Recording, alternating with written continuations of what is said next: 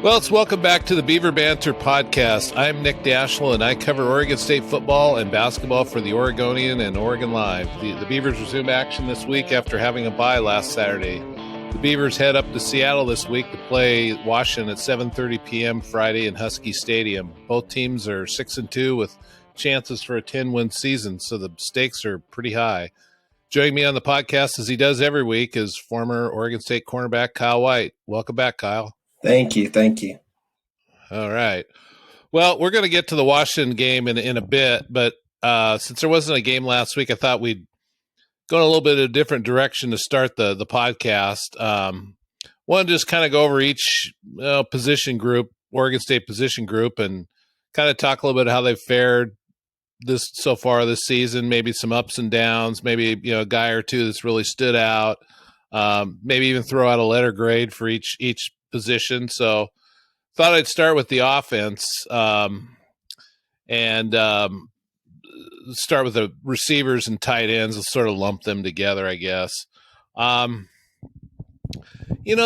think they pretty much delivered what we expected. I don't know that we expected them to be, this top of the Pac-12 group. They don't have they don't have that horse that you would say is a all Pac-12 receiver. Maybe Harrison was that guy, but that might have been a little bit of a stretch. I don't really know that they've overachieved this season. They missed Luke Musgrave. I mean, I think he was on a track to be all Pac-12 after 2 games, but it doesn't look like he's going to be back this year. So that's been kind of a blow. Like I said, I don't know that anybody's severely overachieved. I think, Trayshawn Harrison's been what we thought he'd be. I think Anthony Gould's had a pretty nice season. Jack Velling has been a pleasant surprise, a freshman tight end. I guess outside of some more explosive plays, I don't know if there's more we should expect out of this group. What do you think, Kyle? No, I actually think you're pretty dead on the spot on this one. I think that, they do what they need to do to get through. There's nobody that really goes above and beyond and shows that greatness potential, but everybody is consistently decently good. So, I mean, there's nobody besides potentially Musgrave, and Harrison had the shot of being that all-star guy that we needed for the Pac-12 on our team, but doesn't show that consistency in the position. So, really, I think if you wanted to rate them a certain grade, I'd say maybe a C+, B-, just because it's hey, they bring to the table what we need, but nothing more, nothing less.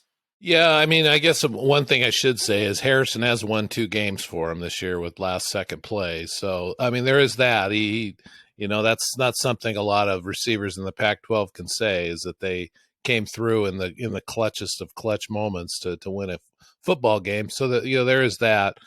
I don't know. I'd probably give this group maybe a B-, C+, just based on what I thought they'd be at the start of the season. I don't want to say they're a D because they haven't been all Pac-12 level. I don't think they were that group. So I don't know where would you grade them on this one? Yeah, I agree. I believe that they're around a B-, C+, where it's I didn't have the expectations of us having a crazy strong receiving core, but I was really hoping not for some just horrible, and we got to just base the whole game off of the run. And so, we have that ability where we can throw the ball around. Do we have that go-to receiver in deep moments? Every once in a while, Harrison is that guy. So yes, it's cool, but he's not consistently that guy. It's he just gives you some random spark of I am here. And it's cool to see, but I wish he could just show it every game. Yeah. So, I agree they're at a B-, C+, and I don't know. I think there's a lot of upside for the future. I mean, the years coming, but at the time, I think it's just a growing process, and Jonathan Smith's doing a great job with that. I do think for this team to, maybe take another half step or so, the transfer portal, they've got to try to find somebody that's a real impact receiver, and I don't know if that guy even exists out there, and I don't know how many, I don't know how many bags of money you got to drop in the guy's lap to in NIL money to make it happen. But they desperately need an Isaiah Hodgins type that can go out and, get you a catch on 3rd and 8, almost a guaranteed. A guy that just go out.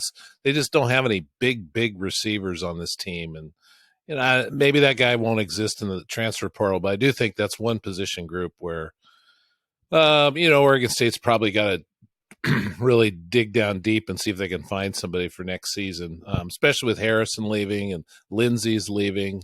They're going to lose some guys off this roster. So let's see. Let's go to offensive line. Now, this is a group we thought was going to be pretty good going into the year. They had several returning starters. They had, Brandon Kipper, a 5-year. He's in his 6th year. He's a 4-year starter. They had a star. I think they had three returning 1 or 2 or 3-year starters, and then Marco Brewer had experience at left guard. Tali Fuega is really, he's really the rookie on this group.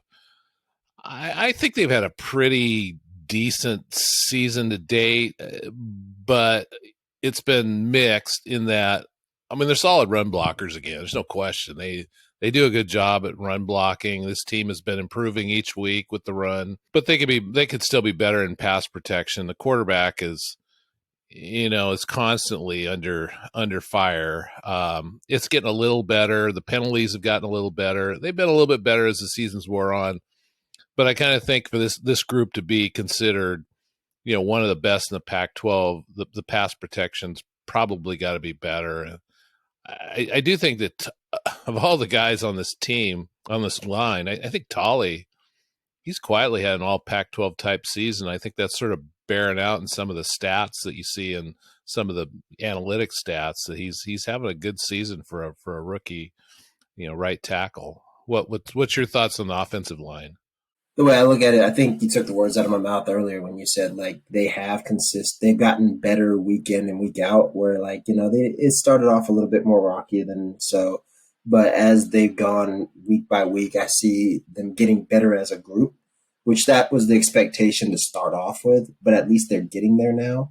The run blocking is always great. The quarterback's under duress a little too much.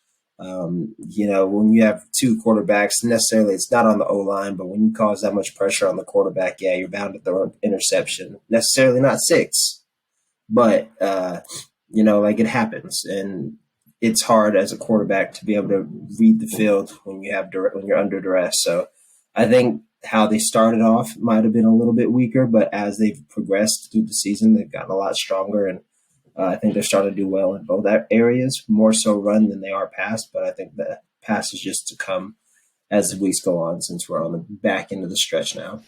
I don't know how much video you've watched of these guys, but I know last year, Nathan Eldridge was a center, and the coaches talked a lot about how he was really good at getting to the next level. He got his first block in, and he was able to get to the linebackers and make another block. And they kind of wondered what would happen with Eldridge gone. He was a 2-time all Pac-12 center, and he was very experienced. He played 7 years of college football, but Jake Levengood's had a nice season. I don't know that he's Nate Eldridge, I'm told he's been a real leader out there, and that's really what you got to have as a center is a leader and the block, and be able to call out the things you need to call out on an offensive line. So that seemed to me the one area that going into the season that was a question mark. But Levengood's had a pretty nice little season so far. Yeah, definitely coming from last year where we had BJ Baylor, and I don't know necessarily if I ever actually looked at the O-line, but when I'm able to see BJ get to the 2nd and 3rd level, it shows that your O-line is doing some great things. He's untouched for a hot second, and then he only has to make 1 or 2 people miss. It's always a great sight to see. So I think that showed then. And then this year, it does suck to be compared, but I think what they do well is communication, and they're doing better in other aspects. So sometimes when you're being compared, it's rather than trying to compare yourself in that one area, just try to outshine yourself in other areas. and other aspects, so that like really help show who you are individually. And I think that that's what this O line and this team's done. Yeah. I'm gonna probably give the offensive line a B grade through 8 games. Just because they run block so well, and so you can't take that away from them. The pass protection, if it could get a little better, maybe they're up to a B plus by the end of the year. That sound about grading them right here. I want to say yes and no. Like I would put them at a B because like the way I look at it, we have a 6-2 record, partially on the O line. They're doing great. We're running the ball decently well now. We've had a lot of great touchdowns, passing and running. So yes, on that end, but at the same time, we've also had some slip ups. We've had a lot of bad penalties. So it's like I almost want to give him like a B minus, but we've been in every game. We've done great in more games than not, besides the Utah game. So like, yeah, a B is worthy and it's right, but at the same time, potentially a B minus just from all the. Yeah. Um, so yeah, Yeah, that makes sense. Yeah, it's somewhere in there. So let's go with the running backs. A lot of expectations here. So maybe these guys get graded a little harder than most, just because the expectations. With Damian Martinez, I'm going to say it's a little mixed here, because the expectations for him coming into the year were pretty high, and maybe they were unfair. I mean, he's now playing where we thought he'd be, and it took him a little while to get here, and maybe that's what it is, and that's what we should have expected. But right now, I mean, 8 games in, he's he's as he's as close to dangerous a threat as a running back as there is in the Pac-12. So there's that, and they've been able to go with these 3 guys, Sean Fenwick and Jam Griffin, and they've all contributed something to the mix. I kind of have a feeling that Martinez and Griffin are going to be playing a little bit more down the stretch, particularly if Fenwick isn't a little banged up. I don't know how where he's at health wise. He missed the last game because of some issue. With this group, though, I would have liked to see what they could have done with Trey Lowe in the mix, because he's a real pass catching threat, and that seems like the one thing they're sort of missing from the running backs. But overall, it's been a solid group. It's hard to complain. I just the expectations were so high with these guys that anything less than great or close to great seems I guess average, I suppose. I don't know what have you seen from the running backs? I see that side of the point where like, yeah, their expectations were high, and I won't even lie. I'm keeping them that high because they have all that ability to do so. They have a great pass catching back and low. They have a great um, breakaway runner with Martinez. It took time to get to, but he's there. You have a great backyards with Griffin. You have a great boot back with Fenwick. So it's like you have all the dynamics, but I almost think that it's in so many different forms that it's like, who do you put in at times? And then how do they have to figure out who was what at the beginning of the season? So, like, I almost give them, and I'm grading them on myself, like, with as hard as standards as I've seen from my year to the next couple of years, all the way to them. I put them at like a C plus, but with the potential of like a B plus to A minus, because I mean it's going to take time. They have the years. Like only person that might leave is Fenwick, but I think that they have all the ability, and it's just taken 8 games for them to get there. Martinez, I see him getting so many more carries now. I see Griffin getting the ball a lot more. I really was excited to see what Lowe would do with the ball on the outsides with like screen passes, just dishing it off to the side to him and like letting him go to work the way he feels. But when he comes back, we'll see what happens, Yeah. whether this year, next year. But I think it's just taken a lot of time for them to get that run game finally going, and I feel like they have it on pace and where they want it to be. Right. But we're 8 games in too. Yeah, I think it's probably somewhere in the B to B minus, but we're not through yet. They could get up as high as an A minus with this group by the end of the season, because Agreed. Martinez Yeah. is hitting his stride right now, and if he continues to improve, this is going to be a exciting group to watch down the stretch. Quarterbacks. Let's start with you, Kyle. What have you thought of the quarterback play so far? It's really tricky because they have times of greatness and they have times of what are you even doing? So it's like you go from like a decently B plus rating to potentially a D rating, and so I'll split it right down the middle and just call it a C.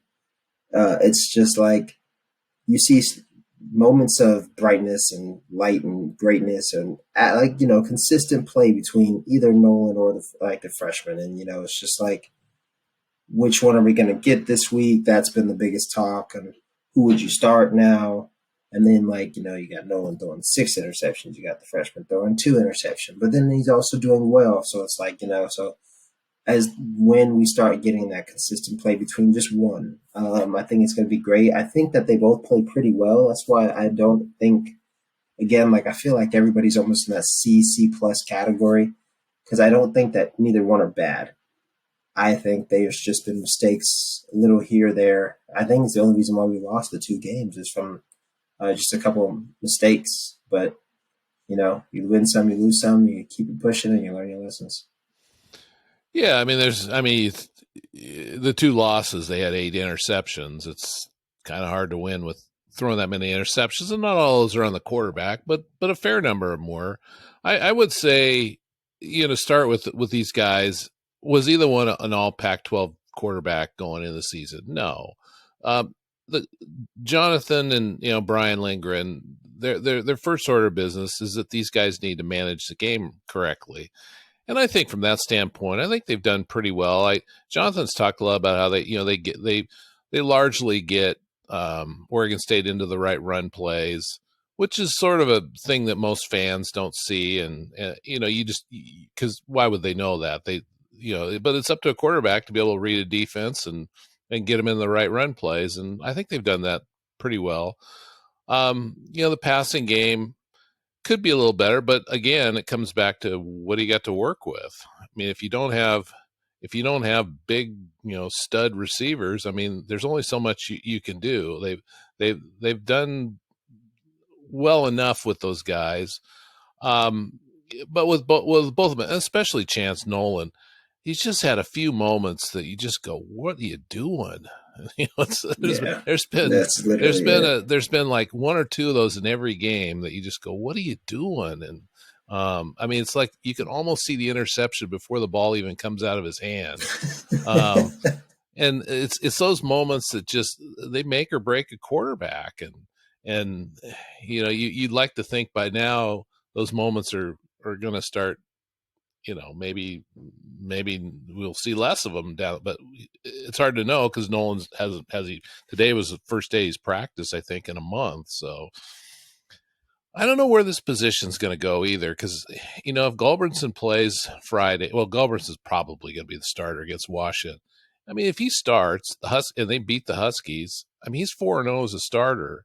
Regardless of what you think of Chance Nolan, it's going to be hard to bench a guy that's 4-0. It just is, and so it'll be interesting to see what happens if Oregon State wins Saturday.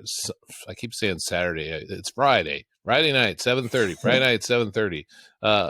If he leads them to a win Friday night, I think you got to keep going with him because you can't bench a hot hand. And I'm not saying he's a hot hand, but when you're winning games, your quarterback's responsible for a lot of that. So I don't know. I'd say the quarterbacks overall have been maybe yeah, I'm going to say about a C plus. I mean, could be a little.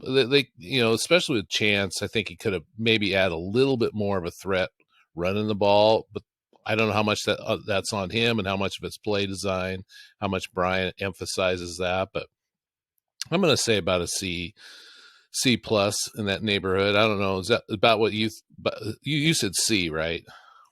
I said C to C plus. Yeah. Yeah, So I mean, I'm looking at how we graded these guys, the offense, and it was in the B to C range, and so some people might say, "Whoa, kind of harsh on these guys," but I'm thinking, okay, the offense isn't as good as last year. I mean, I think we can all agree on that. And last year's offense was probably one of the top 4 in the Pac-12. This one's probably I don't know, 6th or 7th, maybe somewhere in that 7, 6, 7 range. Man, it's kind of average, and I mean that's where you're at right now. Can they be a little better? I think they could, but we'll see how they are down the stretch. But I mean, at this point, I think it's been an average to maybe slightly above average offense just because of the running game. Yeah, I mean, when you can't find a dynamic between the pass or the run game, it makes it hard. And I feel like we've been average on both sides of it. We don't have some deep threat, like some crazy great receivers or even a guy to really get the ball to. And then on top of our run game's taken some time to build all season so far. And now that we're finally there, I feel like, potentially we could see our run game be our main focus that switches to our pass out of it. So a lot of play action or even just like fake to pops and just hoping that, there's going to be so many more people ready to bite on the run where we'll have more open opportunities in the pass game. Yeah. So yeah, excited to see where that ends and where it leads to in the future. But I think across the board, if people want to say like, we're grading them harshly, I mean, you sort of look at it overall, and we're in the top 25, but we're out of like the top the five of us. We're at the bottom of it, so I'd still put us. I mean, I'm proud of us, 100,000%.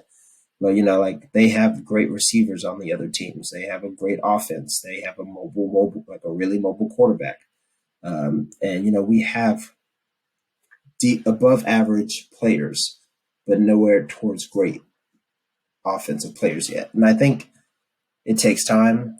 It takes recruitment. And where Coach Smith has done great at doing this lately.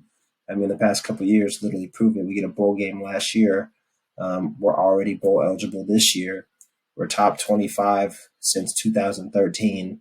So, I mean, the years that Coach Smith has just put in the small amount of time already shows tremendous difference. So, yeah. Well, let's go the other side of the ball on defense. The defensive line, that's kind of a position where unless you spend a lot of time nerding out on video and really studying what guys are doing and everything, it's kind of hard to really know exactly how they're all playing. But just from talking to coaches and what I've seen, I kind of think they've just been quietly effective. I mean, you're not going to defensive tackles and ends aren't going to rack up a bunch of stats and whatnot, but they're stopping the run. Maybe they could get to the quarterback a little bit more, but they're still making some impact in that area. And this defensive line is way better than it was 2 or 3 years ago.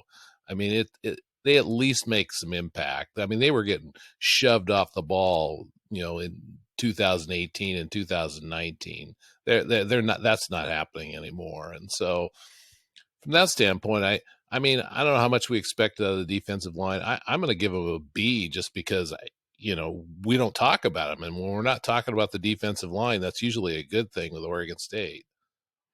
Yeah, no, I was actually going to say the same thing. I'm 100% giving them a B. When you talk about quarterback pressure, I think we've been decently well at getting to the quarterback. We stopped the run decently well all year so far. They do their job. They hold their gaps. And, like that causes so much on the back end, like we talked about way earlier this season, where it gives the DBs, the safeties, the linebackers enough time to cause turnovers. And what are we known for? I mean, like we're like the second best team for turnovers right now in the pack, second or third. But it's I think it all starts from the D line, and they've held their own and they've done their job. And when they're able to do their job, and again, yes, it's a quiet position where it's just like, I mean, you're not seeing me like any 50, 60 yards pop off every week, like every other play or every other couple drives, which is really nice. So, when that's not happening, that means that they must be doing their job. So quarterback's been contained in the pocket more times than not. We're also having quarterback pressures, not as many sacks, but pressures are just as good as sacks sometimes when you're going to have them throw an unwanted ball and it throws it right to the DB. So, yeah. So let's lump the outside inside linebackers together. I'm going to say they've been about what we thought they'd be. I'm not. I don't know. We've seen any real standouts on the edge that from the outside linebackers, but they've impacted the passer. They're maybe not getting the outside linebackers. Maybe aren't getting the sack quite the number of sacks that a great outside linebacker core would have. But they've been effective, and John McCartan has really had a decent, better than average season. He bouncing back from missing all of last season. He's really been good this year. Um, the inside linebackers, again, it's been just a nice solid group. Kyrie Fisher Morris has stepped into a starting role, and he's really been a team leader. He's usually one of among their top two or three tacklers, and seems like he's in the middle of everything. Omar Spates has been a great leader, 3-year starter, solid player. Easton Macarenas Arnold he's gonna, you just know he's gonna be a standout as soon as one of these two guys in front of him graduate. He's gonna step right in and be pretty effective. I look at this group and I'm going B plus on the linebackers as a whole.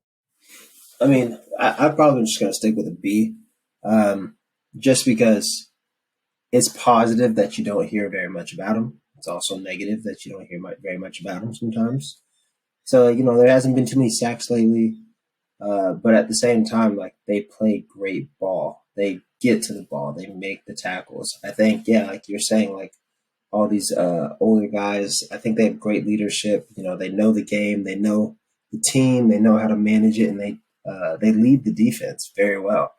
So I think that the only thing, in my opinion, that's missing is, and I don't know, maybe it's my judgment on or bias in comparison on picking or always remembering Himika as that linebacker. But in ways, he was a 1 out of 1,000 guy where he set some crazy stats in one season, and then the next season didn't really do much. But I mean, I somewhere like, I think we have the ability to get more turnovers, fumbles, or even getting sacks. And so I think that's the one thing that's really missing for me. I think that their overall play is well. Um, just waiting for more sacks to happen and more fumbles. So, Yeah. um, But and tackles for don't loss. you think? I mean, don't you think in Hamaka's when he was racking up all those numbers? I mean, he was a home run type guy. I mean, he either made the great play or he missed he missed he He missed missed by a he lot. missed on a lot of plays. So I mean, as good as he was, I mean, he could also. These guys don't. Maybe they don't get the sacks that he got, um, but they don't miss a lot of. They don't miss just whiff on guys running by them on run plays and things like that. I don't know. No, I totally agree. No, I agree on that. And I think that's the thing, is that in some ways I could be like mistreated and only remember like the all the great plays that Himika had, and then forget the whole next season that he didn't do well at all. Yeah. So I think, again, like, they play consistent and they play well. I still think that they have the ability to like have a couple sacks, like 2 sacks per game, Yeah. a fumble, like, not even, you don't have to like turn over the fumble, just a fumble. It changes the momentum. It changes the animosity in the crowd and in the stadium. And I think they have all this potential. It's just not been fully awoken this year. Yeah, there's really not a like on this team there really isn't a guy that's, piling up a bunch of sacks. They got 6, 9, 11 guys that have been involved in a sack this year, which is a pretty high number, but I mean their leading sacker is a safety. And Yeah, there's only two guys that have 2 sacks or more, and so yeah, I mean, but again, if you're impacting the stat that doesn't show up a lot is, what are you doing, how you impacting the quarterback. If you don't have to sack a guy if you make him throw when he doesn't want to throw. And I mean, like John McCartan, he's only got 1 sack, but he's got 5 quarterback hurries. So I that agree. that that that that's not a sack, but I'm sure out of those 5, maybe there's probably not a lot good happen for the offense on those plays. And Corey Stover's another one, an outside linebacker. He's got 5 quarterback hurries, and Riley Sharp has 4. So there's that. So I like I said, I think they've been they've been a nice solid group that. I like I said, I gave him. I'm going to give him a B to this point. I also think, and I just thought about this, when I think of a defense, I think of a different kind of breed, like a different kind of animal, like the the most confident, swaggiest kind of guys on the field that are ready to make plays. And when you look at our defense, I don't really see it or feel it as much. I feel consistency in the linebacker position, and I feel consistency in the D line, but I don't feel that like overconfident player in either one of those. But when you look at, and I know that you're probably going to go into the DBs next, so I might as well just flip it over there. But when you think of the DBs, you think of guys that are overly confident like no other, but they back it more times than not. They come in, they hit hard, they come in, they make plays, and they let everybody know that it's their field. And I respect that so much, where it's like, and so I'm grading our defense, our DBs, at a B plus to A minus, because they come in with a different kind of energy, but that energy that's needed for the defense to work the way it does.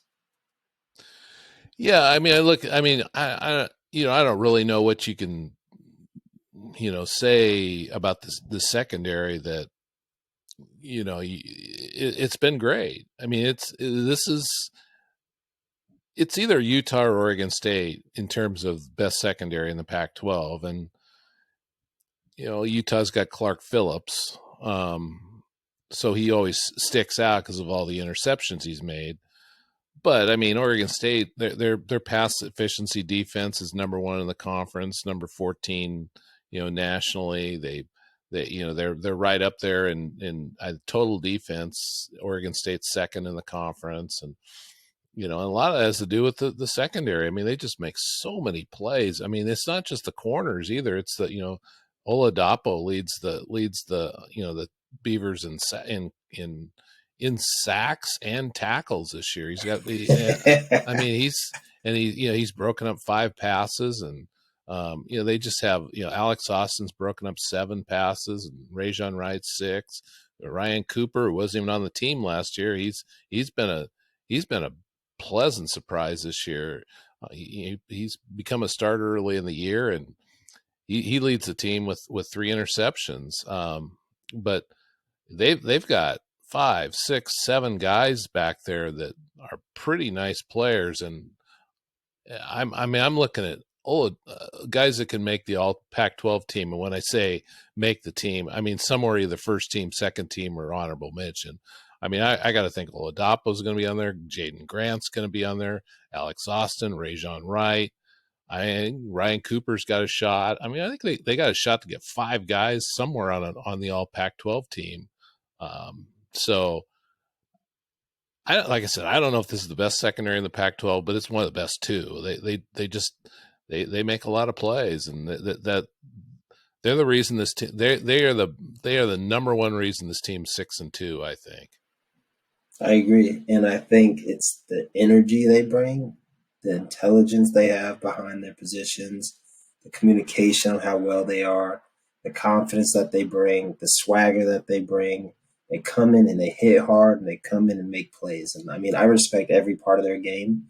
And I think they're a big reason on why the defense works and runs as smoothly as it does. Yeah, yeah. I mean, I'm gonna say A minus on the. You said B. Is that what you said? I can't remember. No, I said A minus to B Oh, okay, plus. okay. Yeah. So I mean, yeah. So and overall, I mean, I think we went B on the defensive line. You know, B-ish on the linebackers, and A minus on. So I mean, we're talking about probably A minus to B plus on the defense, which is it's the strength of the team is the defense, and so we're gonna probably they're probably gonna grade out a little hard, a little higher than the offense, and that's okay. I mean, I think Yeah, I think at this point, I think we look at this team and say, this offense could be a little better, and if the defense can just stay as consistent as they've been, there's a chance to still win 3 or 4 more games this regular season. I agree. Let's kind of wrap up here with Friday's game up in Seattle at Husky Stadium. With this is the I was looking at the matchups over the years. This is the biggest game between these two schools since 2000. And that was the year both teams finished in the top 10 nationally, shared the conference title. Tremendous game. I mean, it was 33-30. I was there. I mean, it was everything you'd want in a football game. Nighttime, came down to, last minute, they traded leads back and forth. It was as good a football game as you could have hoped for. So 22 years later, it's not quite at that level, but both teams are 6-2 with chances to get to 10 wins at some point if they can get on a November roll here. Did you? Which year did you play in Husky Stadium when you were with Oregon State? I believe it was my junior year. I played at Husky Stadium. Yeah. What do you remember anything about playing at Husky Stadium? Anything? Do I remember? That's like the second hardest stadium to play in the Pac-12. um, it the crowd is. Please don't say Autzen Stadium is the hardest stadium to play in. I've had this debate. It's not the hardest. It's annoying. I've had this argument with people over because I've covered football for years and years, and I've always thought when Husky Stadium is full, that's as tough a place. It's crazy. The old place was a little tougher to play in than the new one, but still, I mean, when it's packed and their team is good, that is one hard place to play. Yeah, it was 2016. You played up there, a nice little 41-17 game. Looks like. Yep. Yeah, no, the stadium was crazy. I think fans are absolutely bonkers, but at the same time love their team. So they're very passionate about that. They'll talk a lot of trash to you just as much as the players will. So I think it's it's going to be a great game for Oregon State to really show who they are and what they become. Um, they have a lot to prove, and I think it's the perfect place to do it. I mean, I look at this game, and I mean, I'm not going. It's not a stretch to say if Oregon State wins, it's their biggest win of the year. Mm-hmm. They beat the Huskies. They're going to beat a 6-2 team on the road to get to 7-2. To open up November with winnable games against California and Arizona State. You win that game Friday night, you're probably getting to the Oregon game 9-2.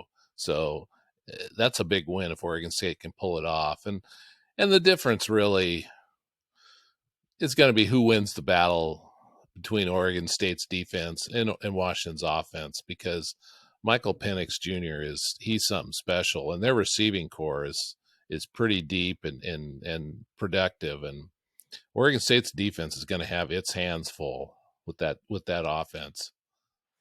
Yeah, it's definitely gonna be a rough game the whole way through, and they just gotta buckle down the whole time. Yeah, it's gonna be Oregon State's defense, Washington's offense, and the mind game of Oregon State's offense to itself. So I think that's the only way that our offense loses the battle between their defense and our offense. I think our defense is going to be the main holder. They're going to be the main piece to play. And the other issue, well, there was two things I was going to ask. One was, so when you're playing against a quarterback that's really accurate, and he doesn't run a lot. He'll move, but he doesn't run a lot. How do you defend a guy like that that's got a good receiving core and he's accurate? How do you defend a guy like that? One thing you could do is look for tendencies. So that was a big thing that we used to do when we played like the Cows quarterback or Washington with Brown when he was at Washington, or Sam Darnold when he was at USC. We looked for tendencies. With accuracy and being just such a pocket quarterback, you don't really want to move, but you need to know precision timing. Those are all very important keys. You look at a defense, you look at schemes, you're giving receivers exact concepts or exact routes to run. So you throw like little flashes here and there of hand signals. So being able to pick up on hand signals are really important as a DB. Being able to pick up on certain formations that he only runs certain route concepts out of. So like basically if he goes to a 3-by-1, sometimes some quarterbacks only run rollouts out of that. So it gives you a percentage of 26% that more times than not, he's going to run a rollout. If it's to the boundary, if it's to the field, that gives you a smaller percentage. So being able to know the tendencies, what to expect at certain down distances, it always helps. And then knowing his go-to players. So you have more understanding and awareness of the ball is definitely coming my way. So you should be on high alert. I think our DBs are very intelligent, and they're probably, and I love that we got a week to analyze and watch film on it. And then on top of that, an extra week now to really, really prepare and dive in on it, because I think that gives them all the time in the world to really watch every cue that he makes. And I think they have a shot at this. They just have to be able to buckle down and be smart and really read all keys on the field. I mean, the other factor in this game is going to be whether Oregon State can block their edges. Washington's edges, they have more sacks than any team in the conference, and they can get after the quarterback. If they can, I think Oregon State can run on these guys. Washington hasn't seen an offense quite like Oregon State's that wants to run. So I think that's going to be a challenge for the Huskies, but it's going to be tough for Oregon State to keep their quarterback upright with their edge pressure. So I don't know what, I mean, outside of the obvious, the tackles better have a good game. Is there something else you would want to see to keep those guys from putting too much heat on the quarterback? I mean, it's really going to be, if we're not running the ball, almost in ways, we're going to have Martinez or Griffin help block. Extra tight end, which also causes less receivers downfield, which that makes things hard. So I actually, truthfully honest, I'm very curious to see how Jonathan Smith takes this game and how he tries to counter the edges, on how he's going to be able to help to save more time in the pocket, but on top of having the ability to get downfield. And I mean, if you know, like we all know Jonathan Smith, he's going to have the trick play up his sleeve. So hopefully he starts off with that with just a little bit of confidence to boost. I mean, it seems like the key to the whole thing is Oregon State's got to be productive on first and second down. They can't, if they get in 3rd and 4, 3rd and 3, they're going to do well. If they got to get in 3rd and 8 and 9, 10, it's going to be a long night. So, we'll see how they fare on those first 2 downs on offense. I picked the game earlier today, and on the website, I picked it Oregon State 30, Washington 27. I'm not going to say I got a ton of conviction with that, but I just think Oregon State, the fact that they've had a little bit extra time to study Washington's offense and defense being the strength of this team, I think that's going to be the difference. I see it being 31-24 Washington. I could see it either way. That's where I'm thinking is, Washington could easily win the game. Oregon State could easily win the game. I just think where I'm coming from is I just think the defense is going to have an edge with an extra week to prepare for Washington's offense. So yeah, it's always very tricky because I could see Oregon State just pulling away with it, like how they played with Washington State and they just came in and won. Yeah. But then you also have that Oregon State let's play to the level of our team, of our opponent. Right. So, I think that it's a hump that they're getting over, and it's a maturity level, and I think they're starting to get there, but at the same time, it's not fully there yet. And, it takes time. I'm proud of them, and I think, they have every potential to win this game. Right. You just got to come out and do it. All right. Well, I think that's I think we've entertained the masses long enough here. That's all the time we got for this week of the Beaver Banter podcast. You can find this podcast wherever you find your favorite podcasts. Be sure to check out OregonLive for all our Oregon State content. We'll be back next week to talk about Oregon State's next game, which will be a Saturday, November 12th game against California in Beaver Stadium. There's not a kick time on that one yet. this game was put into the 6-day window, so Sunday we'll know when that game kicks off. But we'll also be talking, obviously, about the Oregon State aftermath and what that means for the final 3 games of the season. So we'll see you next week.